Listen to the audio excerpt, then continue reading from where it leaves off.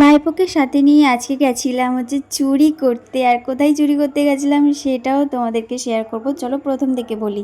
Hello everyone, welcome back to my blog video. কেমন আছো সবাই? আশা করছি ভালো আছো। আজকে আমি আমার ভাইপো আর মায়ের সাথে চলে এসেছি, মা যেখানে হেলথ সেন্টারে কাজ করে সেই হেলথ সেন্টারে। আর ওখানে মায়ের সাথে যাওয়ার একটা কারণ ছিল, সেই কারণটা তোমরা একটু পরেই জানতে পারবে। তার আগে দেখে নাও আশেপাশের জায়গাটা আমি এইবারে গিয়ে দেখলাম বেশ ভালো পরিষ্কার পরিচ্ছন্ন করে নিয়েছে। আর অনেক নতুন নতুন গাছও লাগিয়েছে, যেগুলো ছোট ছোট আছে, পরে বড় হবে। আর গেছিলাম ঠিক এই কারণে, আমার ওয়েটটা মাপার জন্য আর হাইটটা মাপার জন্য। তার সাথে ভাইপোর ওয়েট আর ভাইপোর হাইটটাও মেপেছি। তো তোমরা দেখে বলো তো ভাইপোর হাইটটা কত হতে পারে। আর আমিও হাইটটা মেপেছি, হাইটটা তোমরা দেখে বলো যে আমার হাইটটা ঠিক কতটুকু হতে পারে। তা দেখি তোমরা কতটা গেস করতে পারো। আর এদিকে মায়ের কাছে ব্যস্ত একটা ব্যানার খুঁজতে। আজকে শুধু 25শে এপ্রিল, তো 25শে এপ্রিল বিশ্ব ম্যালেরিয়া দিবস পালন করা হয়, তার জন্যই ম্যালেরিয়ার যে ব্যানারটা সেটাই খুঁজছিল মা। আর এদিকে আমি আর আমার ভাইপো বসে আছি। আর ভাইপো দেখো আমার সমানে সমানে হতে চাইছে, আমার পায়ের ওপর বসে বলছে আমি সমান, তোমার সমান সমান হয়ে গেছি।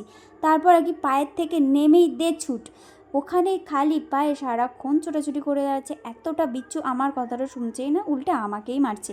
আর এদিকে মুখের এক্সপ্রেশন বিভিন্ন ধরনের দিচ্ছে, যার জন্য তোমাদের সাথে একটুখানি শেয়ার করলাম। তারপরে বেরোনোর পথে দেখতে পেলাম একটা গাছ। এই গাছটা তোমরা এর আগেও দেখেছো, যে বাগানটা আমি ঘুরিয়ে দেখালাম কিছুক্ষণ আগে, সেই বাগানের মধ্যেই এই গাছগুলো ছিল। তো যাওয়ার পথে এই সামনেই গাছটা পড়লো, আর সামনেই দেখলাম যে জামরুল ঝুলছে। তো দেখে আমি আর সামলাতে পারলাম না, গাছে উঠে পড়লাম। প্রথমে হাত দিয়ে পাড়ার চেষ্টা করেছিলাম, কিন্তু আমার দ্বারা হয়নি। তো তারপরে গাছেই উঠে পড়লাম। জানো তো আমাদেরও না জামরুল গাছ ছিল বাড়িতে, যেটা কেটে ফেলা হয়েছে। ছোটোবেলায় কত চুরি করে জামরুল খেয়েছি, কত গাছে উঠতাম। আর আমার খুব ভালো লাগে গাছে উঠতে, আমি খুব গাছে চড়েছি, খুব চুরি করে খেয়েছি অনেক কিছু। আর এদিকে ভাইপো আমার কাছে চাইছিল এইগুলো। তারপরে ভাইপোকে নিয়ে মাকে নিয়ে বেরিয়ে পড়েছি। আমার ছাতাটা নিয়েও ছাড়বেও না, আর নড়তেও পারছে না ছাতাটাকে নিয়ে।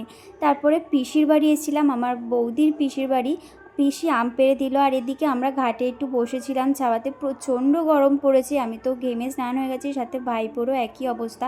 তারপরে আর কি হাত পা ধুয়ে আমরা চলে গেলাম বাড়ির দিকে। তো ভিডিওটা এই পর্যন্ত, দেখাবে নেক্সট একটা ভিডিওতে।